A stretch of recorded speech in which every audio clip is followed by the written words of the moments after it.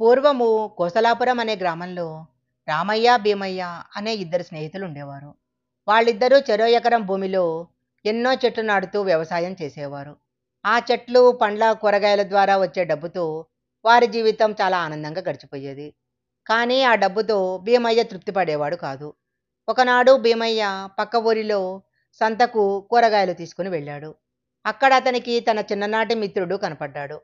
చాలా రోజుల తర్వాత కలిసిన మిత్రుడిని ఆలింగనం చేసుకొని అతడు చాలా దర్జాగా విలాసవంతంగా చూడటం చూసి అతడు చాలా దర్జాగా విలాసవంతంగా ఉండటం చూసి నువ్వేం చేస్తున్నావు, ఇంత డబ్బు ఎలా సంపాదించావు అని మిత్రుణ్ణి అడుగుతాడు భీమయ్య. అప్పుడు అతడు భీమయ్యతో, నేను పల్లెలో కొన్న విలువైన చెట్ల కట్టెలను పట్నంలో అమ్మి ఇలా ధనవంతుడనయ్యాను అని చెప్తాడు. అప్పుడు భీమయ్య తన మిత్రుడికి వీడ్కోలు చెప్పి సంత నుంచి ఇంటికి వెళ్తాడు. ఆ రాత్రి భీమయ్యకు ఒక ఆలోచన వస్తుంది. తను ఎన్నో రోజులు ఇలా చాలీ చాలని డబ్బుతో బ్రతకటము, తను ఎన్ని రోజులు ఇలా చాలీ చాలని డబ్బుతో బ్రతకాలి, తన మిత్రుడిలా శీఘ్రంగా ధనవంతుడు కావాలని అనుకుంటాడు. తన పొలంలో ఉన్న చెట్లన్నీ నరికి వాటి కట్టెలన్నీ అమ్మేద్దాం అనుకుంటాడు. మరుసటి రోజు నుంచి చెట్లన్నీ నరికి తన మిత్రుడికి కట్టెలు అమ్మి డబ్బు సంపాదించాడు. ఒకరోజు భీమయ్య అనారోగ్య సమస్యతో మంచాన పడ్డాడు. అతనిని చూడటానికి రామయ్య వచ్చాడు. రామయ్య కూడా ధనవంతుడిగా రావడం చూసి భీమయ్య ఆశ్చర్యపోయాడు. రామయ్య భీమయ్యను చూసి, భీమయ్య, డబ్బు సంపాదనలో పడి ఆరోగ్యాన్ని నిర్లక్ష్యం చేశావు. చెట్లన్నీ నరికి కట్టెలమ్మి డబ్బు సంపాదించావు.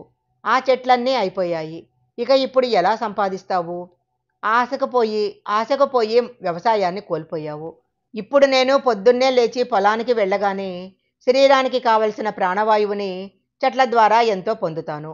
నీరు పెట్టడం మాత్రమే నా పెట్టుబడి. ప్రతివారం సంతలో కూరగాయలు, పండ్ల ద్వారా ఎంతో డబ్బు సంపాదిస్తున్నాను. నా కుటుంబం అంతా కూడా మా పొలంలో పండే కూరగాయలు తింటూ ఆరోగ్యంగా ఉన్నాము. ఒకేసారి ధనవంతుడు కావాలనే నీ ఆశ నిన్నిలా అనారోగ్యం పరిస్థితిలోకి తీసుకొచ్చింది అన్నాడు. రామయ్య మాటలు విన్న భీమయ్య ఎంతో బాధపడ్డాడు. రామయ్య తన వెంట తెచ్చిన పొలంలోని కూరగాయలు, పండ్లు భీమయ్యకు ఇచ్చి వెళ్ళాడు. భీమయ్య తను చేసిన తప్పు తెలుసుకొని తను ఆరోగ్యవంతుడు అవ్వగానే మళ్ళీ తిరిగి వ్యవసాయం మొదలు పెడతాడు. మళ్ళీ కూరగాయలు, పండ్లు సంతలో అమ్ముకుంటూ ఆనందమైన జీవితాన్ని పొందాడు. ఈ కథ కనుక మీకు నచ్చినట్లయితే లైక్ చేయండి, షేర్ చేయండి. ఇలాంటి మరిన్ని వీడియోల కోసం మా ఛానల్ సబ్స్క్రైబ్ చేసుకోండి. పక్కనే ఉన్న బెల్ ఐకాన్ని యాక్టివేషన్ చేసుకుంటే మేము పెట్టే వీడియోలన్నీ కూడా మీకు ముందుగానే నోటిఫికేషన్గా వస్తాయి. మరొక మంచి వీడియోతో మళ్ళీ కలుసుకుందాం.